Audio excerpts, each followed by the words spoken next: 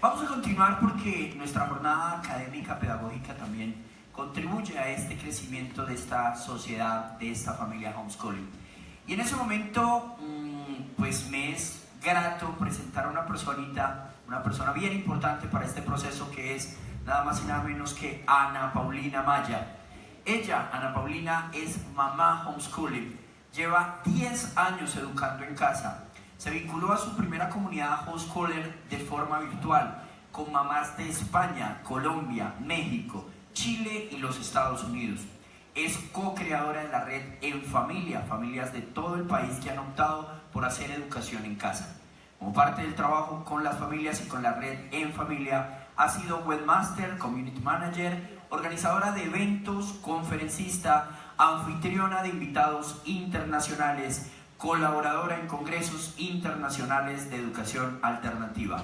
Recibamos con un fuerte aplauso a Ana Paulina Maya.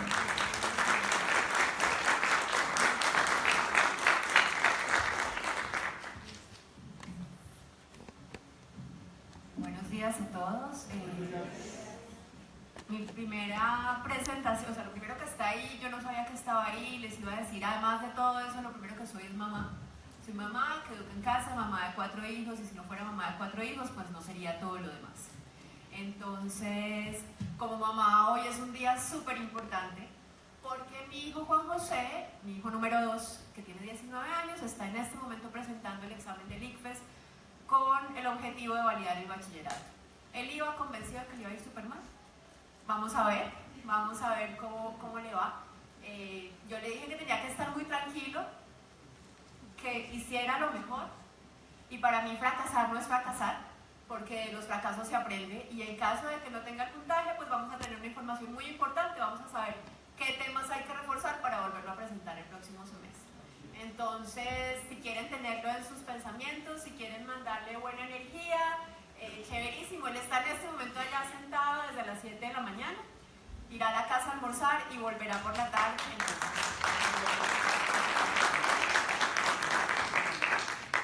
Yo vengo a hablarles de cómo durante casi 10 años hemos ido construyendo una comunidad.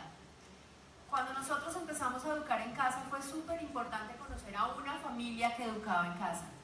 Ese fue el empujón final. Llevábamos 2 años investigando, dándole vueltas a la idea, y no nos decidíamos, porque hace más o menos 13 años, que fue cuando me enteré que se podía educar en casa, había muy poca información por internet, casi toda en inglés, casi toda de afuera, no toda de afuera, no había absolutamente nada de Colombia, y yo veía eso pues como que se hacía en otros países, pero aquí no.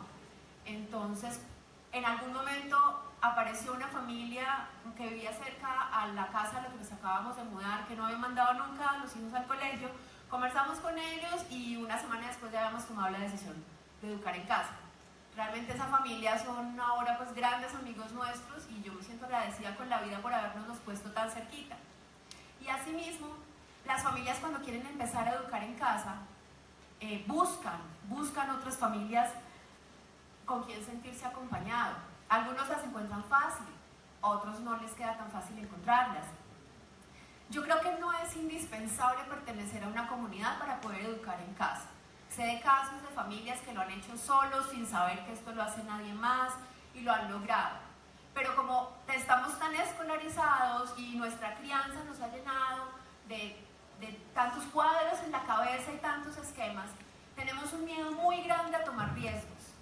Y arriesgarse a educar en casa sin saber si alguien más lo hace, da miedo. Si uno ve que alguien ya lo hizo y que sobrevivió, entonces de pronto uno se anima más a tomar esa decisión.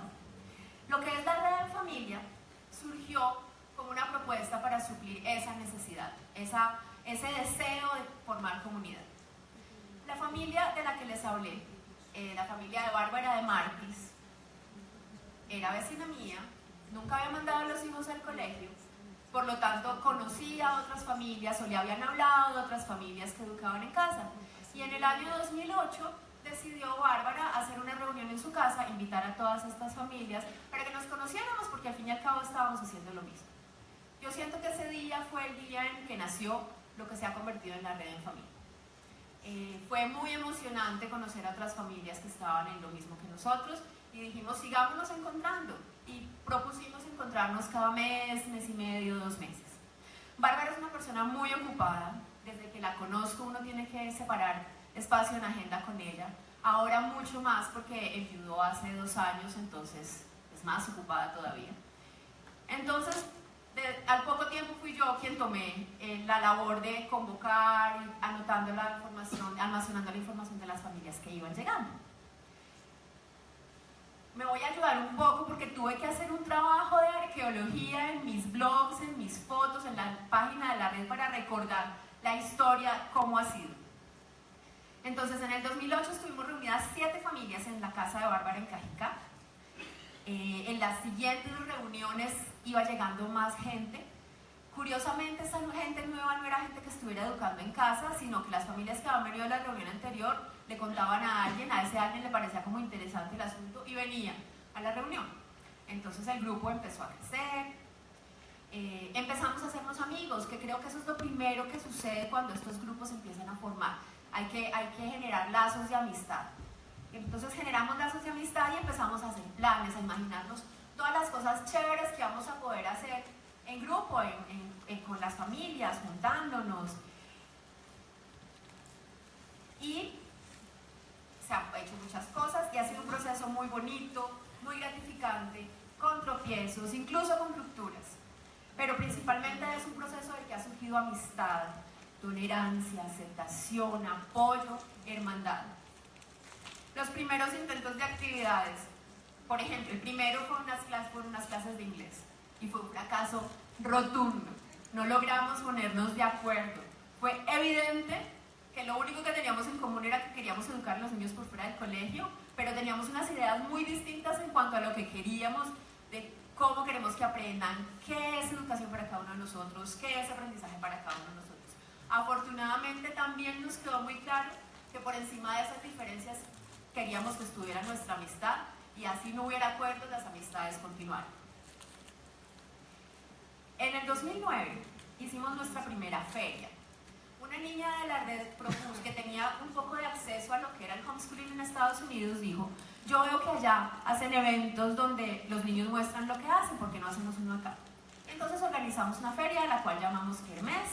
En ella participaron niños y papás, que fueron a mostrar cosas, a vender cosas. Fue una experiencia súper enriquecedora, aprendimos muchísimo, los niños que estuvieron participando y los que lo estuvimos organizando también. También tuvimos un micrófono para que los niños salieran a cantar, tocar violín, hacer teatro, bailaron, fue súper lindo. Ese año también ocurrió el primer seminario de educación sin escuela en la Universidad Nacional y nos invitaron a las familias a que apoyáramos el seminario. Entonces estuvimos como asistentes, algunos alojamos a parte de los invitados internacionales en nuestras casas y el último día preparamos un almuerzo de agradecimiento y despedida con todos los invitados internacionales. Fue un seminario muy interesante porque tuvimos unos invitados de lujo, tuvimos a Pat Farenga, tuvimos a Leide Prea, a Carlos Ricci, a Madeleine Goiria de España. Bueno, tuvimos 8 invitados internacionales que yo creo que nunca se habían juntado antes. Eso fue organizado por la Universidad Nacional.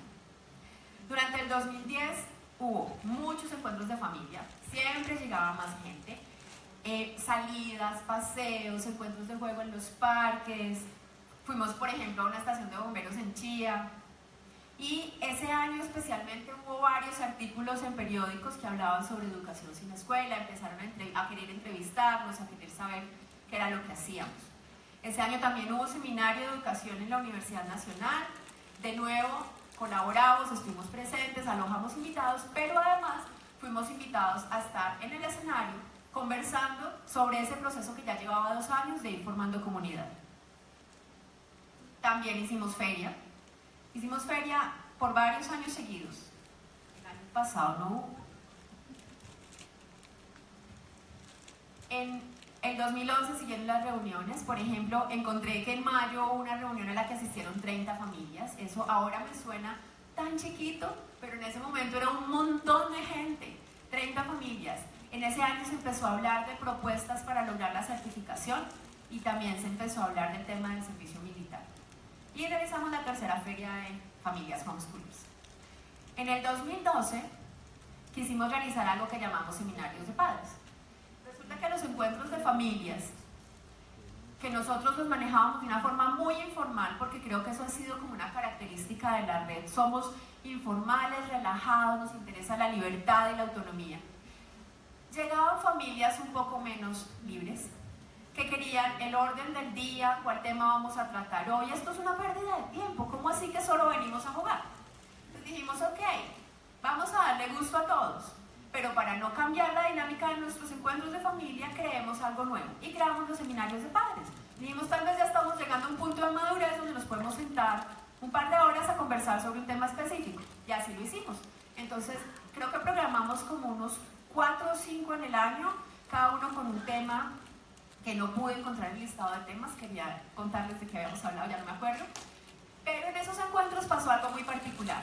Empezaron a llegar familias que no estaban ahí por el tema del que íbamos a hablar, sino que eran familias que querían arrancar y llegaban a ver si alguien les respondía a sus preguntas y sus inquietudes.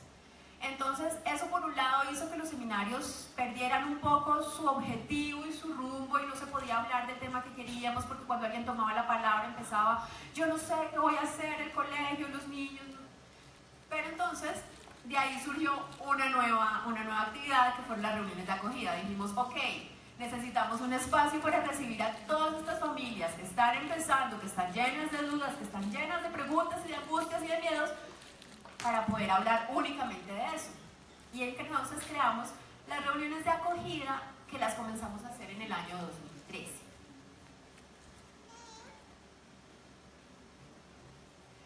Pero antes de pasar al 2013, les cuento que en el 2012 fue el año en el que varias de esas familias que estábamos desde el principio decidimos que eso que estaba pasando, a lo que llamábamos grupo de familias, habíamos abierto un blog que se llamaba Homeschooling Colombia, debería ser algo como más sólido tal vez, como con un nombre, como con más cara, como que no pareciera el grupo que Ana Paulina maneja y ya. Entonces nos sentamos a hacer un proceso súper lindo de creación que llamamos Lluvia de Sueños. Escogimos un nombre, escribimos post-its, hicimos carteleras, pensando en todas las cosas que quisiéramos poder hacer con este proceso. Fue súper lindo también y no les traje la lista de todos los sueños porque aquí se me hubieran ido los 50 minutos contándoles todo lo que queríamos hacer. Pero entonces en ese momento decidimos que esto era una red, la red en familia, creamos la página web y nos hicimos un concurso para escoger el logo. Ahí ya vamos en el 2012. En el 2013, además de empezar el año siendo oficialmente la red en familia y de comenzar también con las reuniones de acogida que ya les conté, tuvimos un evento, un gran evento, que llamamos Primer Encuentro de Educación en Familia. Lo realizamos en el Teatro Cádiz, tuvimos una invitada nacional, Laura Mascaró, no sé si la conocen, la han visto por Facebook. 2 invitadas locales que fueron Bárbara de Martis y Gloria Sánchez, que hablaron sobre procesos de aprendizaje. Tuvimos 2 paneles espectaculares, un panel con adultos que habían sido educados en casa, había una señora de 75 años, fue espectacular, fue hermoso ver ese montón de adultos allá contándonos que la educación en casa existe hace mucho tiempo y funciona súper bien y no es un invento ahora pues de esta gente moderna y rebelde. Y también tuvimos otro panel muy bonito de papás, muchos papás sentados contándonos cómo viven y cómo participan en la educación en casa desde su rol masculino. Además de eso, tuvimos actividades para los niños, así como aquí que las familias vienen con sus niños, esas actividades fueron coordinadas por nuestros adolescentes, igual que aquí. Muy bonito también. En ese evento también lanzamos oficialmente la red. Ese año comenzaron a crearse 2 grupos regionales, o sea, ya empezó a aparecer gente en otras ciudades, ya no era solo Bogotá y los municipios. Empezó a crearse la red en familia Caribe, porque Ana María González, una mamá que vivía aquí, se fue para Cartagena, entonces allá empezó a buscar familias y a encontrar familias y a mover grupo. Y también arrancó con fuerza el grupo en Antioquia, liderado por Ivo Quiroga, que está aquí con nosotros, y por Diego Álvarez. El grupo de Antioquia se había intentado armar un poco poco antes, no había logrado, se habían hecho unas reuniones, pero no volvían, pero cuando Ivonne lo tomó en sus manos fue cuando el grupo arrancó, y es un grupo grandísimo, no sé cuántas familias hay ahora en Antioquia.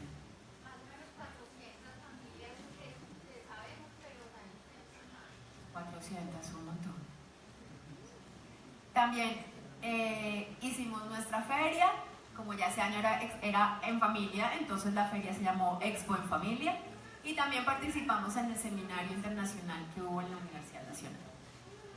En el 2014 seguimos con las mismas actividades, los grupos regionales seguían creciendo, seguíamos con las reuniones de acogida. Las reuniones de acogida se mantuvieron desde el momento en que se crearon hasta ahora, no han dejado de existir. De hecho, se hacen una vez al mes y siempre llegan mínimo 10 familias, mínimo.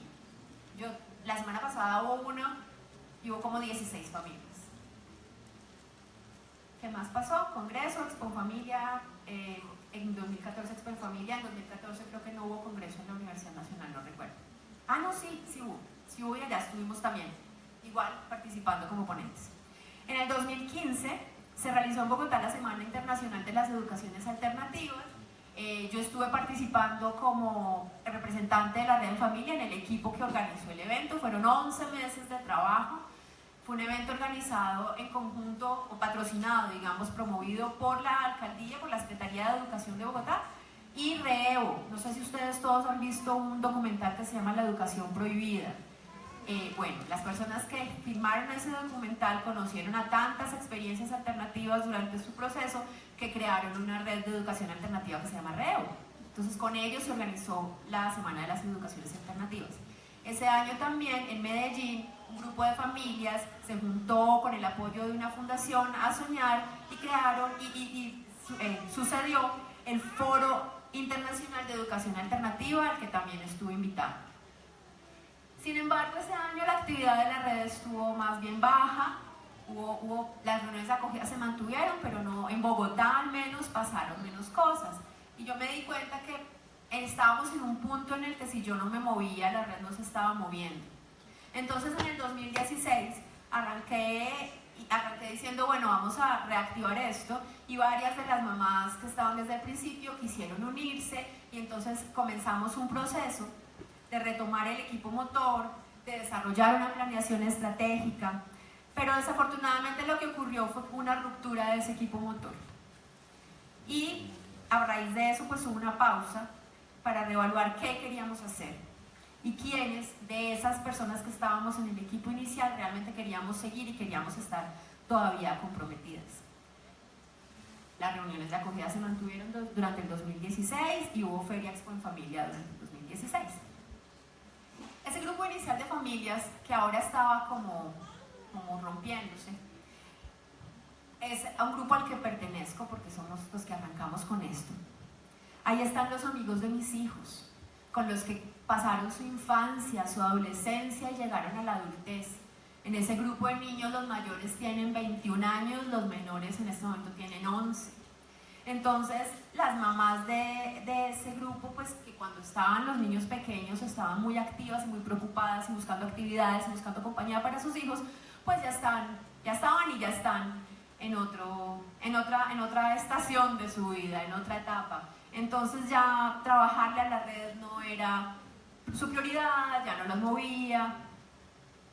Y por eso, porque las prioridades cambian, el equipo que le dio origen a esta red se ha estado desintegrando en los últimos 2 años.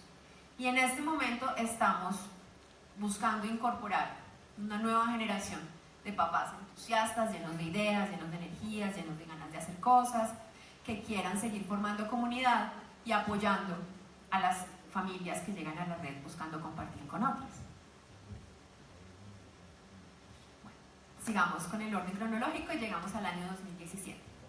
En el 2017 efectivamente se incorporaron nuevas personas súper energéticas, súper propositivas, maravillosas en Bogotá, porque en todo el país esto sigue moviéndose también. Ahorita les cuento.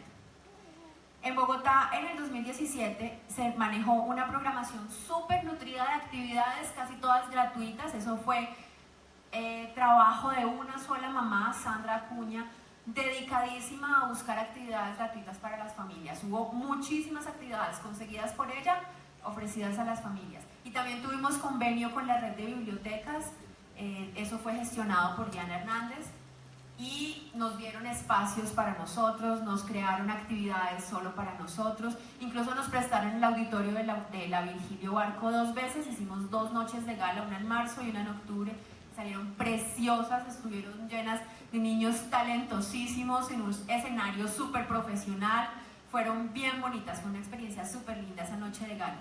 Desafortunadamente las bibliotecas cambian de concesionario como cada año o menos, y cada vez que llega una nueva concesión toca volver a negociar, toca volver a presentarse, entonces este año parece que no tenemos el convenio con bibliotecas. En el 2017 pasó algo que yo no creí que fuera a llegar a ser tan importante, y fue que creamos los grupos de WhatsApp en Bogotá por localidades. Eso ha sido una maravilla porque las familias logran estar más en contacto con quienes están cerca, se comparte información, entre ellos se organizan en la salida al parque, ya no esperan a que sea la red la que les organice. Ha sido una súper herramienta en los grupos de WhatsApp. También creamos usuario en Instagram y un grupo de Telegram donde se manda información de actividades de Bogotá. Y al final del 2017 había grupos regionales en Cartagena, Barranquilla, Valledupar, Medellín, Cali, Popayán, Ibagué, Villavicencio, Pereira, Manizales, Armenia y los municipios del occidente de la Sabana Bogotá, Mosquera, Funza, están todos agrupados en uno. En este momento, bueno, no va a pasar el 2018 todavía.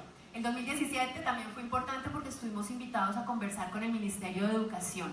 El Ministerio de Educación están empezando a darse cuenta que no tienen ni idea de lo que es la educación en casa y necesitan informarse, porque cada vez son más las personas que se comunican con ellos y les preguntan sobre qué postura tiene el Ministerio de Educación frente a la educación en casa, y ellos no tienen una postura oficial.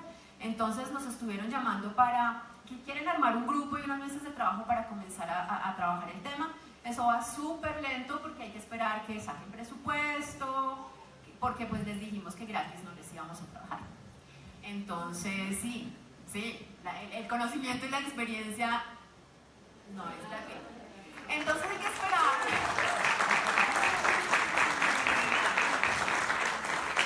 Hay que esperar a que ellos digan ok, porque es que además lo que les proponemos es hacer una cosa bien hecha a nivel nacional, con mesas de trabajo, una caracterización, un estudio demográfico. O sea, es necesario que ellos realmente conozcan a las familias que educan en casa. Las familias que educan en casa somos muy diversas, y ellos no pueden legislar pensando que solo hay un tipo de familia y solo hay una manera de educar en casa. Entonces el proceso con el ministerio está ahí. Como parte de esa conversación del año pasado estuvimos en un evento que se llamó Virtual Educa. Ahí no se hablaba de educación en casa, pero nos abrieron un panel para hablar de educación en casa. Estuvimos participando, logramos que nos trajeran a un invitado, a 2 invitados internacionales, a Brian Ray, que es un investigador que lleva 25 años investigando el homeschooling en Estados Unidos, y todo lo que nos contó fue muy interesante. Ojalá los del ministerio lo tengan en cuenta porque se ahorrarían un montón de pasos de los que tuvieron que suceder en la legalización del homeschooling en Estados Unidos.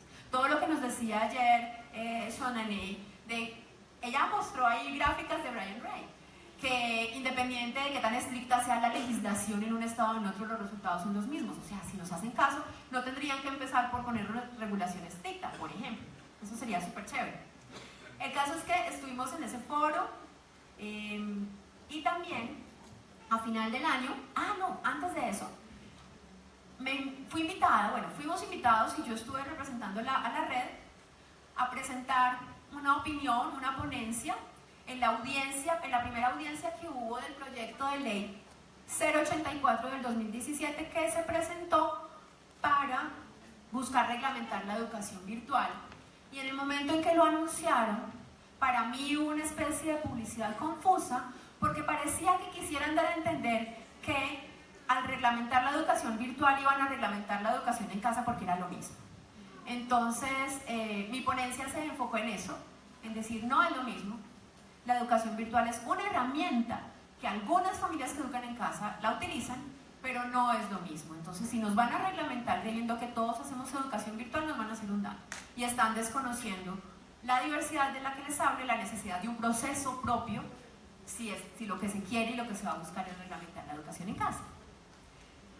El 9 de diciembre, ya para terminar el año, en Cali hubo un encuentro de educación en familia y desescolarizada, más pequeñito, pero en esencia parecido al que hubo en Medellín, porque surgió de la iniciativa de unas familias, consiguieron el apoyo de la Universidad del Valle, nos invitaron a Edwin Fabián García, que es quien coordina el proceso de investigación de la Universidad Nacional, y a mí, para conversar con las familias y hablar pues de los aspectos legales, de las reflexiones sobre educar en casa, y también estuvo ahí involucrada el grupo de Valle de la Red en Familia.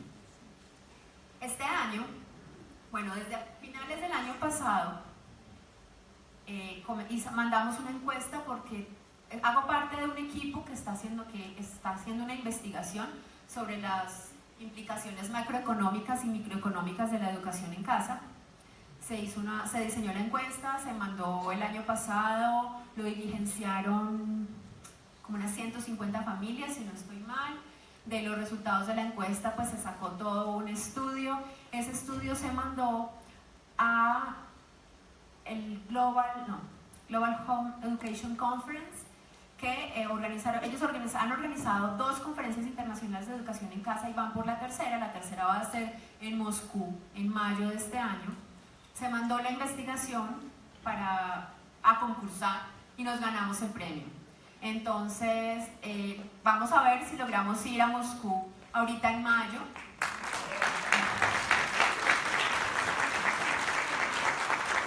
Nos dieron un premio y un estipendio de gastos, que eso alcanza para financiar el viaje a una persona, que será Erwin, pero estamos mirando, creo que vamos a lanzar una campaña de crowdfunding porque el equipo fuimos 5 personas, a ver si al menos 1 o 2 personas más logramos ir.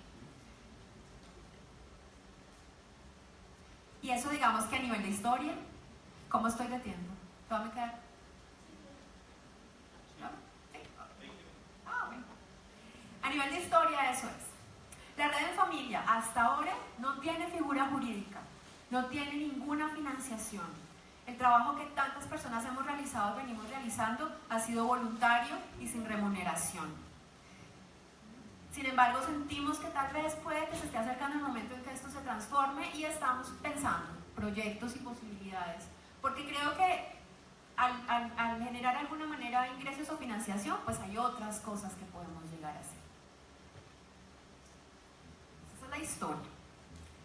Sobre el espíritu de la Red en Familia, para que me entiendan un poco como qué es lo que hemos tenido como en el corazón desde el principio.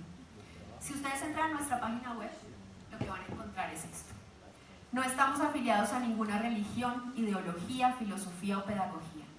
Basamos la manera de relacionarnos en el respeto mutuo. Aquí todos son bienvenidos. Buscamos apoyar y conectar familias, propiciar espacios para compartir tiempo, experiencias y aprendizajes.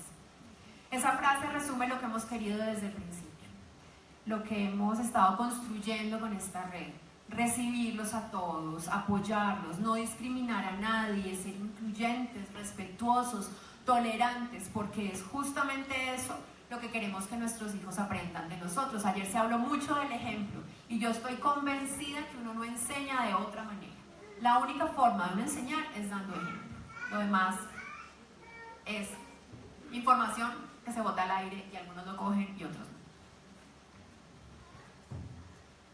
Tenemos unos principios sobre los que funcionamos. El apoyo es el primero, es la razón principal por la cual la red existe. Damos apoyo, recibimos apoyo por medio de la colaboración mutua, la solidaridad, la generosidad y la gratitud, y estrechando los lazos entre las familias. Está el respeto, eso es básico. Reconocemos el valor propio y de los demás, promovemos las relaciones basadas en una comunicación amable pero sincera, porque la sinceridad también es muy importante. Comunidad. Unimos a otros nuestras voluntades y capacidades como familias para lograr propósitos colectivos que beneficien a todas las familias colombianas que educan sin escuela. La comunidad crea vínculos de amistad y acompaña en el camino. Conexión. Conectamos a las familias con personas o iniciativas que les sean de su interés y aporten a su labor de educar en familia. Acoger la diversidad es otro principio sobre el que funcionamos. Entendemos que todos tenemos una forma diferente de ver y de vivir. No buscamos dogmatizar en ninguna forma de crianza, educación, filiación política, religiosa o filosófica. Y compartir. Documentamos y compartimos y comunicamos las experiencias que como familias y red se han acumulado. Compartimos conocimientos, recursos, actividades, proyectos y demás. Yo siempre a donde voy, cuando me invitan a hablar de la red en familia, hago la invitación a que se animen y hagan parte activa de la red. Alguna vez leí una frase muy linda. Equipo es un grupo de personas que comparten un futuro y se comprometen a coordinar acciones y lograr resultados. Y ojalá que muchos de ustedes quieran formar equipo con la red. Hay muchas formas de participar en la red, dependiendo del tiempo que quieran dedicar, de las posibilidades que tengan. Uno puede dedicarle muchas horas si quiere meterse con un proyecto grande, uno puede dedicar un par de horas si quiere liderar una salida a un parque, un encuentro de juego. Cada uno, pues no hay nada escrito, mejor dicho, no hay roles. La red no tiene una estructura con roles, justamente porque se basa en el voluntariado. No hay manera de decir, esta es tu labor y ahí hay un jefe. Eso no funciona así. Entonces, además creemos en la flexibilidad, porque estamos en un mundo que está cambiando y la flexibilidad es importante para poder estarnos adaptando permanentemente. Sabemos que no todo el mundo tiene siempre la misma disponibilidad. El que viene y colabora 6 meses, de pronto después no puede, se le agradece inmensamente lo que pudo hacer, no hay problema. Otra invitación que hago es mantenerse conectados. La red tiene grupos de Facebook, la red tiene una página web donde tenemos un blog al que hemos escrito muy poco últimamente, pero ahí está. De hecho, en el blog encuentran mi intervención en la audiencia de lo del proyecto de ley, si la quieren leer. Entonces tenemos Facebook, tenemos la página web donde está el blog, pero también hay una agenda donde se publican las actividades que planeamos. También otra forma es, si les mandamos encuestas, responderlas. Pues eso todo nos sirve a todos los resultados de todas esas encuestas. Si quieren estar incluidos en algún grupo de WhatsApp, solo tienen que decir, méteme por favor al grupo de WhatsApp. Si alguno de los que está aquí no está y quiere estar, a mediodía estoy en un consultorio homeschooling, entonces me pueden pasar sus datos, nombre, el teléfono, obvio, si me dan el mail me sirve mucho, perdón. Y a qué grupo de WhatsApp quieren entrar, si están en Bogotá, en qué localidad viven, o si están en otra ciudad, en qué ciudad están. Tenemos un canal de YouTube. Uy, sí, gracias.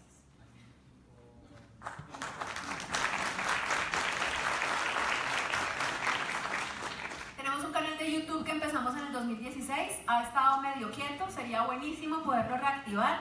La idea inicial era responder preguntas frecuentes, entonces también, si tienen preguntas que les gustaría que respondiéramos en el canal, pásenme todo eso, llénenme de papelitos la mesa del consultorio y yo en algún momento tengo tiempo de procesar toda esa información. ¿Cuánto tiempo me queda? Perfecto. Digamos que lo que les he contado hasta aquí redondea un poco lo que ha sido el proceso de crear comunidad, de encontrarnos con otras familias. Quería mostrar que no ha sido un proceso perfecto, que ha tenido sus momentos difíciles, que ha tenido sus rupturas, pero que principalmente ha generado cosas buenas, porque es que encontrarse con otros da muchas cosas bonitas. Como familias que empiezan, da seguridad, y eso es tan importante. Yo veo que muchas familias flaquean por ahí a la hora de querer continuar porque se sienten inseguros y no tienen con quién hablar. Entonces esa compañía y saber que estamos caminando este camino con otros al lado es muy chévere. Obvio, actividades grupales que no se pueden hacer si uno está solo, a menos pues que tenga 6 hijos y pueda montar un equipo de algo. También funciona súper chévere si uno encuentra con otros. Los niños tienen amigos, las mamás y los papás también tienen amigos. A veces también se preocupan, no, es que mi hijo dice que los niños del conjunto le dicen que es un raro porque no va al colegio. Bueno, si tiene otros amigos que no sean solo los niños que van al colegio, ya no se va a sentir raro así le sigan diciendo que es el raro. Cosas así. Y además, todavía no le demos la importancia porque no la hemos necesitado. Y es que yo siento que independiente de que la red de familia no es el único grupo que hay otros grupos que se han ido formando porque se sienten más cercanos religiosamente, filosóficamente, eso es súper normal. Sepamos, yo quisiera sentir que la red de familia es como un punto en común de todos esos grupos también, porque en este momento legalmente en Colombia estamos en un paraíso y nos lo han dicho gente de otros países como de España, donde la cosa legal se vino a complicar. Estamos en un paraíso porque no hay regulación. Entonces, al no haber regulación, nadie nos exige nada, no tenemos que cumplirle las condiciones a nadie y podemos ser bastante libres en las decisiones que tomemos con respecto a lo que hagamos con nuestros hijos, los contenidos, les podemos seguir su ritmo porque no tenemos el afán de que tienen que presentar un examen al final del año, cosas así. Pero si llega el momento en el que el Ministerio de Educación quiere empezar a regular, tenemos que estar unidos para que nos vean como una fuerza importante y que podamos también nosotros poner condiciones, que no nos pongan a nosotros las condiciones y nos digan la regulación es esta. Y es bueno saber que hay un punto al que podemos recurrir para unirnos todos. Si somos grupitos pequeños, diseminados y además en conflicto entre nosotros, el día que legislen van a legislar según ellos les parezca. Entonces, creo que ese es un objetivo de hacer comunidad que ahorita no parece que lo necesitemos, pero vamos fortaleciéndonos para que el día en que lo necesitemos realmente ya exista, ya tengamos todo ese trabajo avanzado. Yo voy a aprovechar el tiempito que me quedan 10 minutos, para dejar de hablar de la red y hablar un poco de aprendizajes que han sido importantes para mí en este proceso de educar en casa. Porque ayer escuché todas las ponencias y me mordía la lengua de ganas de levantar la mano, pedir el micrófono y decir muchas cosas yo también. Son 10 años, mis hijos tienen casi las mismas edades de los tuyos, me di cuenta que los tuyos son como un año, los de Shonale cuando dijo llevan 20 años porque nunca los han mandado al colegio, yo llevo 10 porque a los 10 años de mi hija mayor arrancamos a educar en casa, ahorita tiene 20. Pero han sido muchos años de aprender muchas cosas y muchos de esos aprendizajes han venido solo del hecho de la crianza, llegaron independientemente de que educáramos o no en casa y muchos otros pues fueron llegando también al educar en casa porque educar en casa es una cosa maravillosa que uno no se imagina que va a ser de esa manera cuando arranca. Uno cree que simplemente los hijos van a aprender de otra forma. Uno no cree, no sabe que toda la vida familiar va a dar un vuelco total y es un estilo de vida completamente diferente. Entonces, una de las cosas que yo aprendí, no lo sabía antes de tener hijos y lo aprendí en el camino, es que nosotros le faltamos al respeto a nuestros hijos todo el tiempo. Todo el tiempo. Somos tan autoritarios, tan impositivos, tan atropellantes con ellos permanentemente. Y si uno analiza un día en la vida de mamá e hijo, se da cuenta que uno impuso que desayunar, a qué hora levantarse, apúrele que tenemos que salir, no se ponga eso que le queda horrible, cojas el pelo que es ese greñero, o sea, todo el tiempo está uno en eso. Y uno cree que lo está haciendo bien, pero si uno realmente lo analiza, mejor dicho, la mejor óptica es pensar si eso que estoy haciendo y eso que estoy diciendo lo haría con mi mamá, con mi suegra o con mi mejor amiga. Y si no lo haría con ellos, ¿por qué lo estoy haciendo con mis hijos? Si visto desde la perspectiva de una relación con un adulto o una persona que me importa, es una falta de respeto, pues es mucho más falta de respeto hacia un pequeñito que apenas se está formando, que nos idolatra, somos lo máximo en la vida para ellos y que acepta que esa es la forma en la que sus papás lo quieren, empujándolo, apurándolo, atropellándolo y respetándolo. Eso para mí fue un aprendizaje impresionante porque yo sé, yo fui muy sargento con mis dos hijos mayores y yo les he pedido disculpas porque les tocó una mamá sargento. Yo creía que mi responsabilidad era que fueran disciplinados. Ahora odio la palabra disciplina, ustedes no saben cómo me retuerzo cada vez que la han mencionado aquí. La palabra disciplina y la palabra obediencia.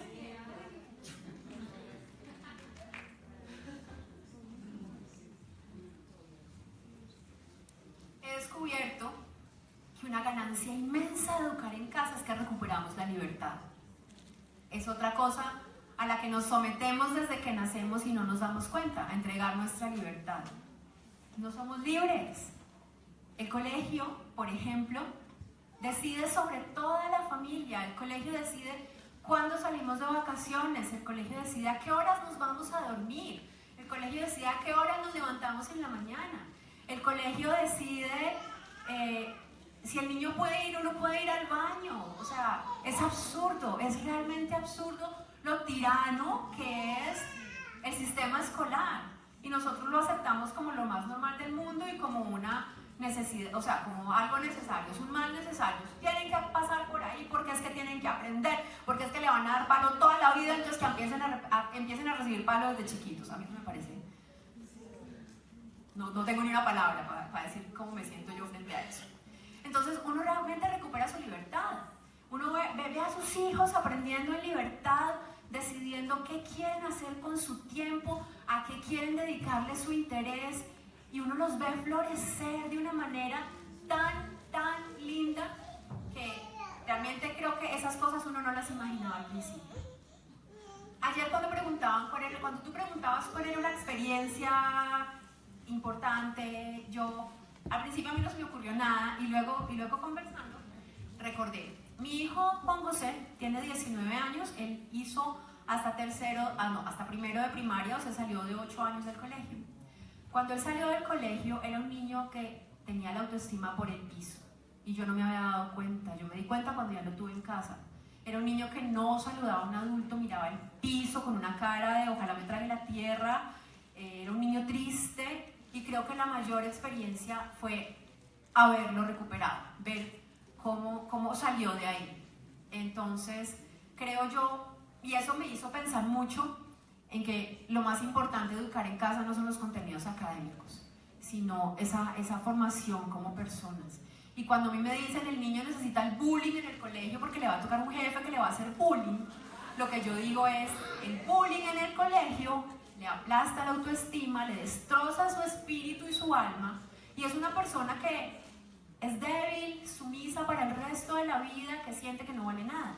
Si un niño crece en una casa donde es respetado, donde es amado, donde es acompañado, crece fuerte, desarrolla las herramientas que necesita para poder enfrentarse luego al jefe que le hace bullying. La ética se aprende en casa también y se aprende de esa manera. Entonces crece, obvio, se aprende con ejemplo. O sea, si el niño ve que uno se queda con las vueltas y no le dice a la señora del mercado que le devolvió más, sí, cosas así, pues eso es lo que aprende. Pero yo creo que todas las familias que educamos en casa, bueno, quiero creer, porque yo quiero vivir confiando, yo no podría vivir en un mundo en el que tengo que desconfiar de todos.